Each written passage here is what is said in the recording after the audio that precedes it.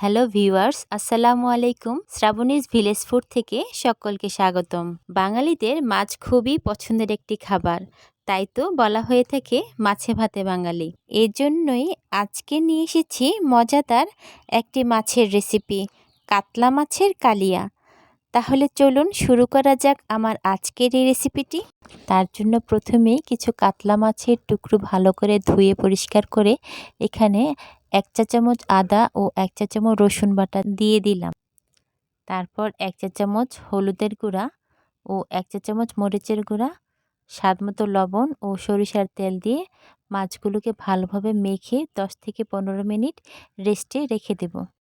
তারপর একটি কড়াইতে পরিমাণ মতো সরিষার তেল গরম করে 2 কাপ পেঁয়াজ কুচি দিয়ে বেরেস্তা করে একটি পাত্রে উঠিয়ে রাখব।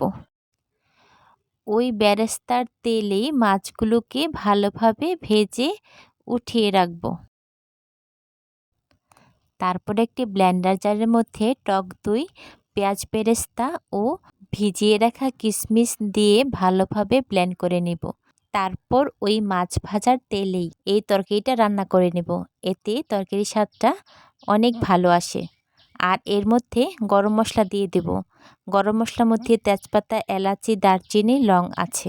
গরম মশলাগুলো ভাজা হয়ে গেলে সুন্দর একটা অ্যারোমা আসলে তখন 3 টেবিল চামচ পেঁয়াজ বাটা দিয়ে দেব। পেঁয়াজগুলো তেলের মধ্যে একটু ভালোভাবে নেড়ে নেব। তারপর স্বাদ মতো লবণ দিয়ে দেব। লবণ দিয়ে পেঁয়াজটাকে ভালোভাবে মিশিয়ে নেব। পেঁয়াজটা ভালোভাবে কষানো হয়ে গেলে এখানে 1 টেবিল চামচ আদা বাটা দিয়ে দেব। আদা বাটাটা দিয়ে ভালোভাবে মিশিয়ে নেওয়ার পর এখানে মশলা দিয়ে দেব। হলুদ, মরিচ, জিরা ও ধনিয়া দিয়ে ভালোভাবে মিশিয়ে নেব। এখানে কাশ্মীরি মরিচটা দেওয়া হয়েছে শুধু একটু কালারের জন্য, আর ঝালের জন্য এখানে মরিচ বাটা দিয়ে দেব। মশলাগুলো দেওয়ার পর সবগুলো মশলা ভালোভাবে মিশিয়ে নেব। মশলা যাতে পুড়ে না যায় এই জন্য সামান্য একটু পানি দিয়ে দেব। 5 মিনিট মশলা কষানোর পর এখানে টমেটোর পেস্ট দিয়ে দেব। এতে করে তরকারির কালারটা অনেক সুন্দর আসে। আর মশলাটা যত ভালোভাবে কষানো হয় এর টেস্টটাও ভালো আসে আর তরকারি দেখতেও ভালো লাগে। তারপর এখানে ব্লেন্ড করা টক দইটা দিয়ে দেব। তারপর ভালোভাবে মিশিয়ে নেব। মেশানোর পর মশলাটা আমরা 5 থেকে 6 মিনিট ভালোভাবে কষিয়ে নেব। যখন মশলা থেকে উপরে তেল ভেসে উঠবে তখন ভেজে রাখা মাছগুলো দিয়ে মাছগুলোর সাথে মশলাগুলো আরও কিছুক্ষণ কষিয়ে নেব। মাছগুলো ভালোভাবে কষানো হয়ে গেলে এখানে আমরা ঝোলের জন্য পানি দিয়ে দেব। মাছটা ভালোভাবে সিদ্ধ হওয়ার জন্য আমরা এখানে 10 মিনিট মৃদু আঁচে সিদ্ধ করে নেব। ফিরে এলাম 10 মিনিট পর। আমাদের কাতলা কালিয়াটা প্রায়ই হয়ে গেছে।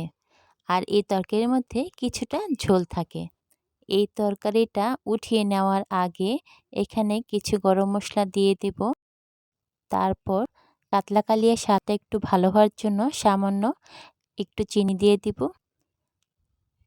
তারপর একটা সুন্দর ফ্লেভারের জন্য কিছু কাঁচামরিচ দিয়ে দিব আর একটু স্বাদমতো ঘি দিয়ে আমরা তরকারিটা উঠিয়ে নেব।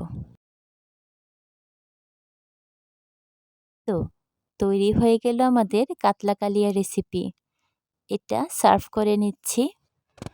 বাড়িতে কিংবা অতিথি আপ্যায়নে এই পদ্ধতিতে কাতলা মাছের কালিয়া বানালে সবাই খেয়ে আপনার প্রশংসায় একেবারেই পঞ্চমুখ। আশা করি এই পদ্ধতিতে বাড়িতে একবার হলেও ট্রাই করবেন। নিশ্চয়ই আপনাদের অনেক ভালো লাগবে। আসসালামু আলাইকুম। আল্লাহ হাফেজ।